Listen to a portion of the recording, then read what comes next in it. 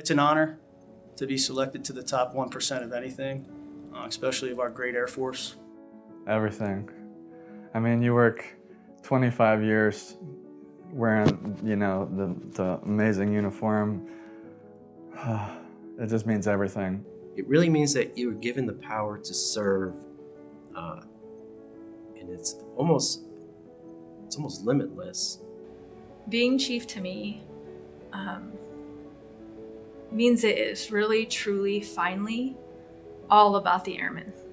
Really, that's what it is. Can't get any higher, and that's what that I think is the most amazing piece, because it really is all about everybody else.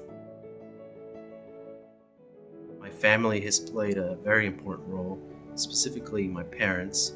So my mom and dad played a huge influence in my work ethic, especially my mom. She's one of the hardest working women you'll ever meet. And now that I'm a parent myself, my kids are a big influence for me to strive to do the best that I can. My family has played a huge role in my career. If it weren't for them, I never would have made it this far. With any rank, actually. My parents were obviously supportive, and then later on in my career, I met my wife, Marilyn, and she's been the bedrock, my foundation, of course. Your spouse usually is, and also being dual military, she was that person that always pushed me to strive to do better, and there I am with her.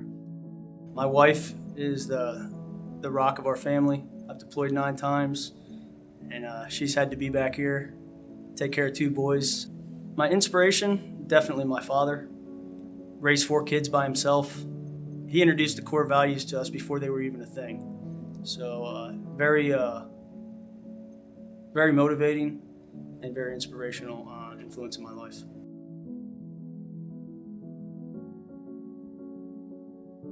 I was deployed to Iraq, and I was there right before shock and awe when Iraqi freedom started, and at me being a weapons troop, I showed up to the flight line, and then I ended up working on F-15s, A-10s, F-16s, you name it, they were all coming through. And I'll never forget this, the general there, the base commander, he basically told me this was time for me to step up and help my country out. And I'll just never forget that. It was an experience unlike any other. And that's when I realized that, what I do, my job, I mean, it really is the tip of the spear. In 2005, it was my first deployment to Balad, Iraq. And we got mortared every day. So, and on the bottom of my hat, I would put X's every time we got mortared. And if it was close, I'd put a circle. And one of the most memorable ones that really, set in these is like, I just got done getting a haircut. I came down the steps, went around the big cement walls, and a mortar hits and like rocks fly, and it shook the ground, and it was like, wow, this is for real. I'm an engineer, so we got to deploy quite a bit. So we were wherever the fight was at. Once the Army found out how valuable we were, or still are, they utilized us quite a bit. So we were deploying on and off 6 months. And I think it was in 2010, we built 5 bear bases in northern Afghanistan, expanded a couple of them. There's a book called Horse Soldiers. We got to build what is now Camp Mike Spann, or what was Camp Mike Spann, named after the CIA agent that was killed and is in that book. Being the first personnelist to enter Saddam International Airport, being a personnelist, you think, oh, it's just a desk job and I'm not going to do anything that's cool or unique.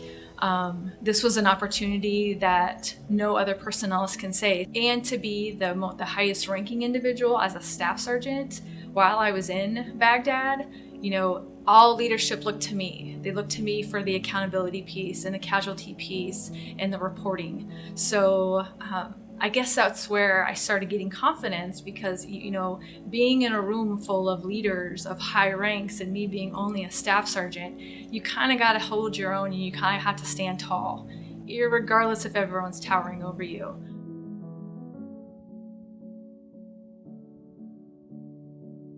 I would say my biggest obstacle in my journey to becoming a chief was realizing that I wasn't going to win at everything, or that I wasn't going to succeed in everything. You know, you think that being a chief means being perfect, but now that I've made chief, I realize that that's what really makes a good chief, is making mistakes, learning from those mistakes, and then teaching others from those mistakes. So when I have my head and heart set on something, I am pretty determined to make it happen.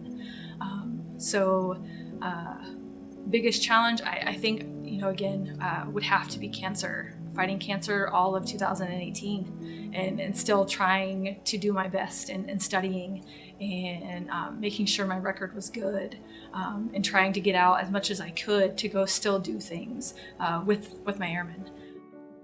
Just knowing the right path to go. You kind of get your mindset on what you want to do, but then I've had really good mentors and no, don't go down that path. You need to focus on this. I really got involved with the Air Force Sergeant Association. I loved it, and that all stemmed from a senior master sergeant sitting me down and saying, this is what you need to do. And so some of the obstacles, of course, passovers on promotions and stuff like that, and that comes with everybody, but you get over them like hurdles. In 2007, I was deployed to Iraq, made some bad decisions.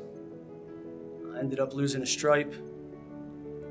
Dealing with that after I was an award winner and told I was a really good NCO, to have to come back from that was real difficult. But you know what they say? They say if you want to fly with the eagles, don't hang out with the buzzards. So surrounded myself with good people and kept moving in the right direction. And the timing was right.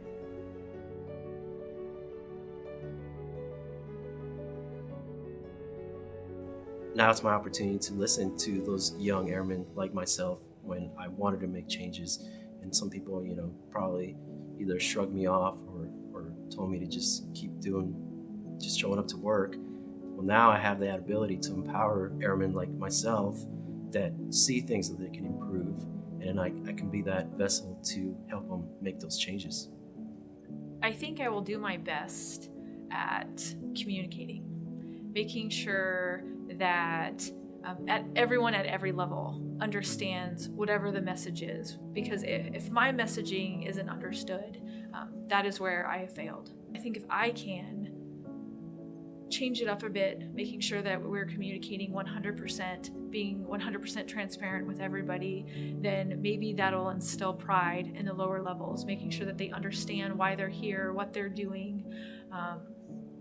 That impacts the bigger picture. Basically training, passing on the information that I know, I've learned over the years, helping somebody out. I get out from behind my desk and I want to see what's going on in their lives. Because I was an airman, I was on that forklift, I was pulling parts, and I was learning how to lead airmen, and they're doing the exact same thing. And we won't wear this uniform forever, so I want to help that person become that tech sergeant, that master, that chief master sergeant, and it's important to me.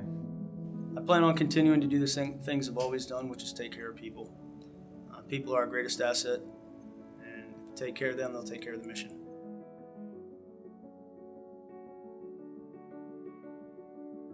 Get out of just your job. You need to make that whole person concept. Look for something that you actually love. Don't just, be part of this committee or something like that because you think that's the button you need. But look for those things. Take your records, your decorations, your EPRs over to those chiefs, those seniors. Let them look at it and let them tell you, no kidding, you might think you're going down this path, but they have a better one for you.